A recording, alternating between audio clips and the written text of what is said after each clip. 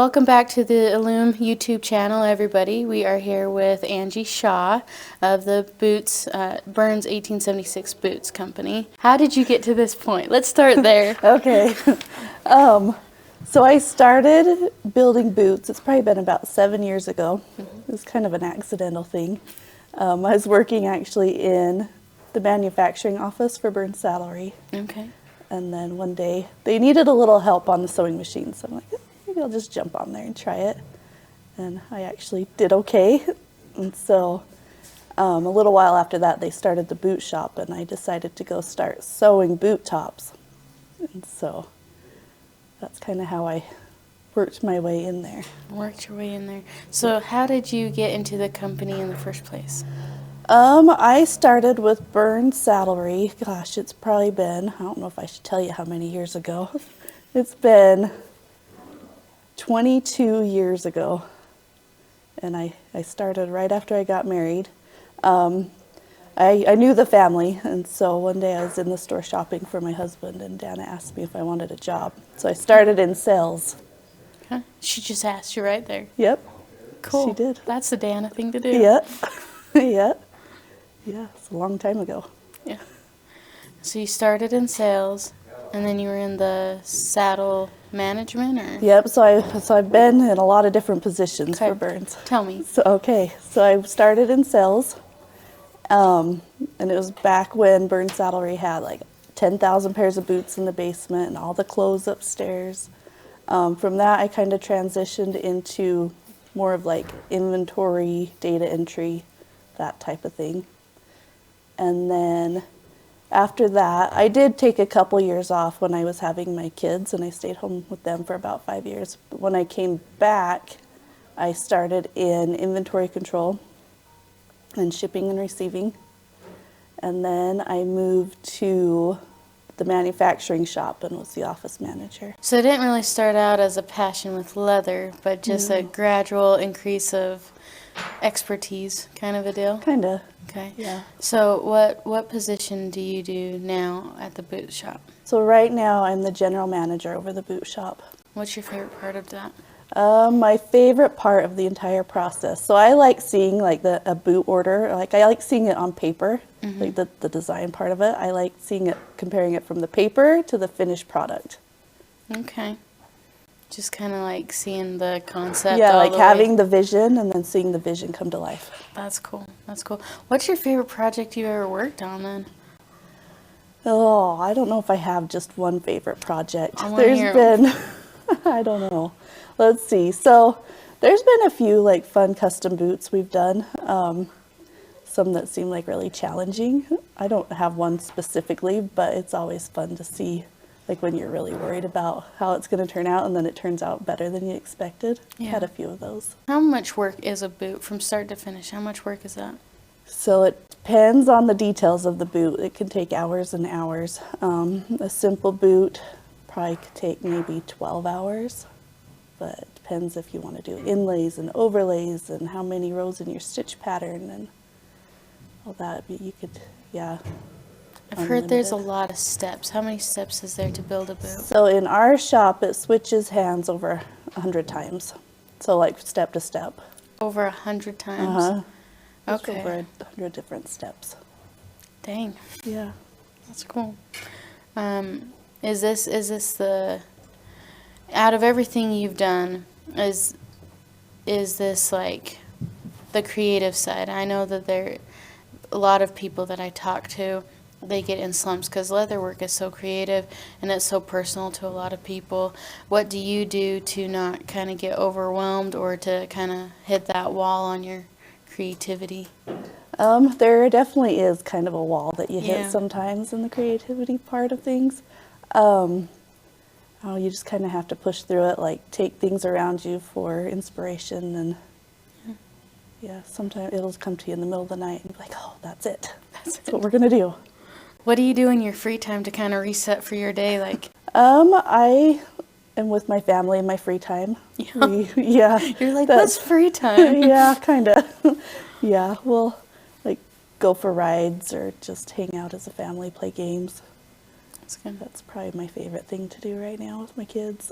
Yeah. Yeah. Just reset and come back to Yep. it. Yep. Think of it in the middle of the night. Yep. When you can't sleep. Exactly. Now, you've been teaching on the Illume learning platform up in the studio. What classes have you taught? I've taught a lot on boot tops, like stitch patterns and buck stitching, how to make like top bead and side welt, that type of thing. Yeah. Soon we're going to do a shorty, like a short zip boot in the next few months. Did you ever think you would be teaching? Never. You got So- roped into it, and what have you learned to like about it? With teaching, so I don't know. I think I have a lot of self-doubt, like that viewers might know a lot more than I do. And so like when the videos turn out okay, that's probably my favorite part. But you've been doing this for so long, and I mean, you manage a team, so you clearly do know what you're talking about. I think I still have a lot to learn though. Like there's so many people out there that you look at and you're like, oh, one day that's gonna be me. That's gonna be me. Yeah. That's good. That's good. That's what the learning platform is there for, is to help everybody kind of get that leg up or learn something new. You don't, in what I've heard from many people in the leather industry, is you don't know it unless somebody shows you it, because up until Illume learning platform, there's not really a lot of resources to go to. Have you found that? No, I haven't. Yeah, it's kind of been a lot of trial and error. And Trial and error. yeah, Yeah. there's a few books out there on bootmaking and a few videos, but nothing like Illume. You've been doing this a long time, and there's a lot of people that are either just starting or maybe they are hitting that wall, and they're thinking, maybe they're young and they're thinking about a 9-to-5 with a 401k instead of pursuing this passion, or maybe they're 13 or 15 years into it and they're like, dang, I'm losing my creative feeling for it. What would be your advice to people that are either just getting going or kind of hitting that slump? What would be your advice in this industry? My advice would be just to keep going. It happens to all of us. We all have like a creative slump or some sort of slump, but just keep going and just know that you can do it. All right, what do you know now that you wish you knew 22 years ago when Dana cornered you in the shop? What do you wish you knew then that you know now, getting into this? I don't know that I'd do anything different because all the experiences have kind of got me where I am today. Yeah. But I wish I would have known, like, it, good things do come in time. Yeah. So, a lot of times we want like instant results, but we don't always get them. So just to know, give yourself time and be kind to yourself and it'll come. So we have some more classes of yours coming in April on the learning platform. April's kind of a special month for the magazine, which Illume Learning, and then the Illume Magazine. Every April we do a magazine that's just for or about the women in leather. Leather industry is made up of a bunch of cowboys, a bunch of men, and it's very polarizing, but we think it's very important to highlight women in the industry. How do you feel being a woman in bootmaking? Has that been a different experience, you think, for you? I don't really have anything to compare it to, but I do have like Lisa Sorrell is a really good role model. She kind of started the same way I did. She's somebody I would look up to, but I was trained by Shane Dieter. Mm-hmm. So I don't know. I think there's getting to be a few more women that are stepping into the leather making industry.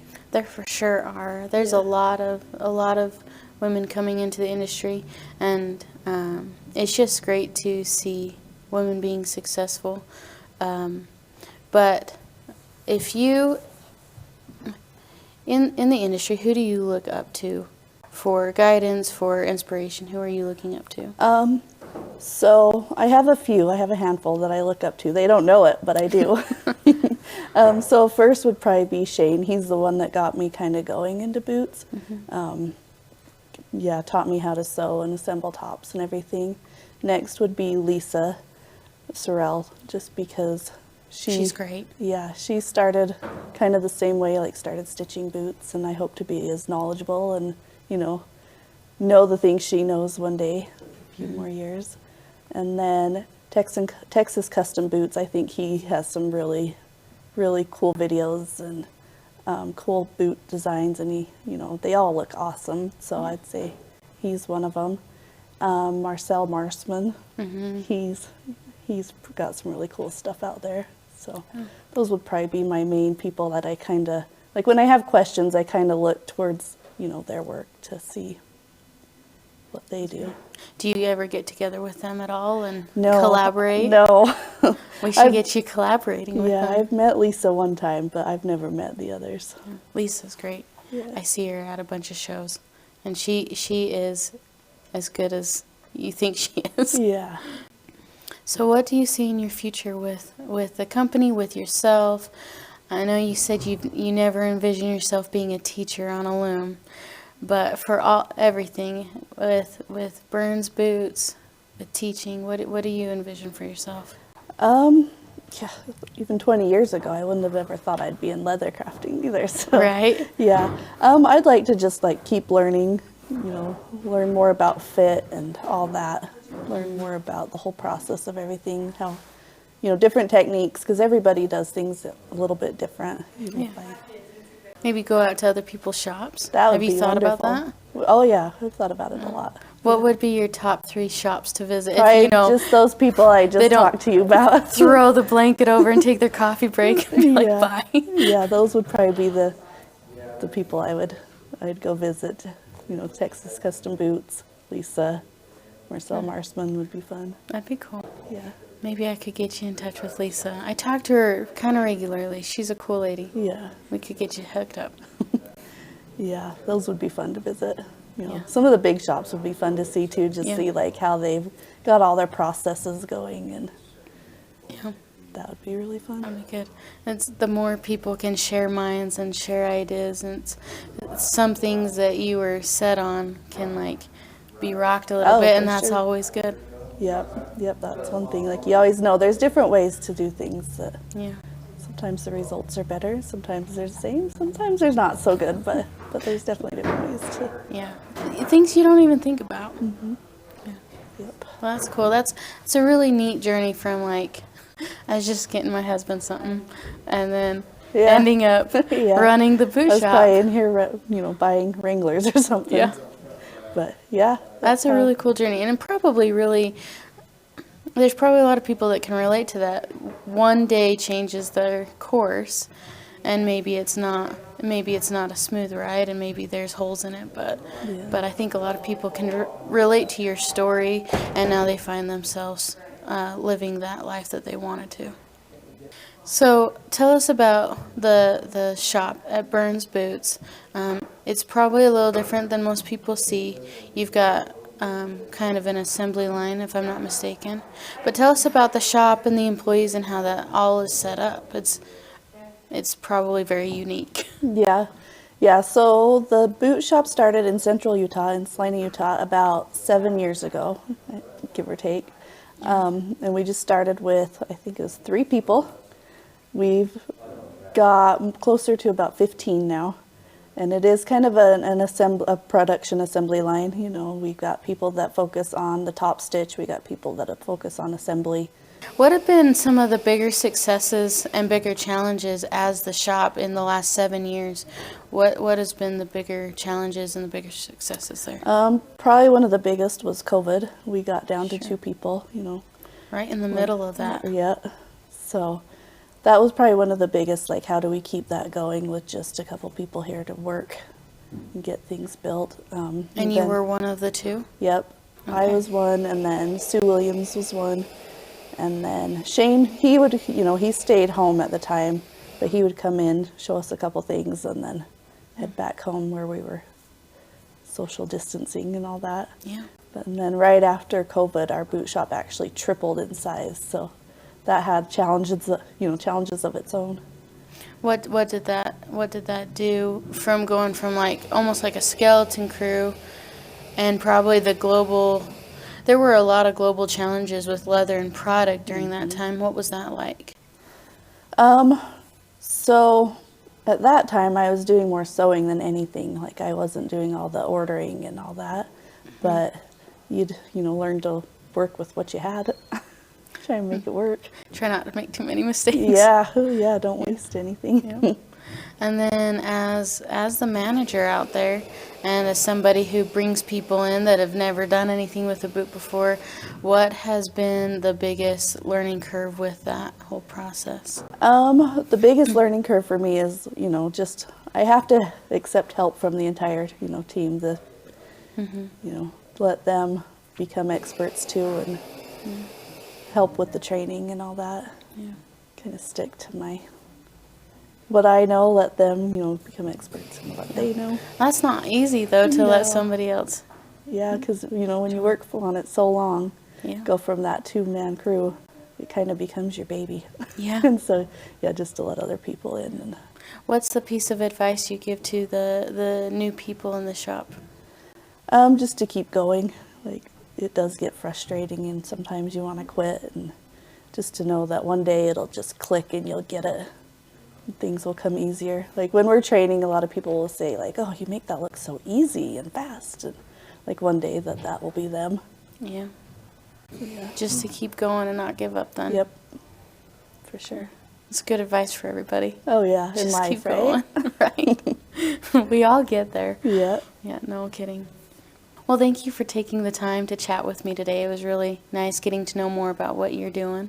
I appreciate you being here. Thanks everyone for tuning in. Make sure you like and subscribe and come back for our next interviews and content. And keep an eye out for Angie's class on Illume Connect.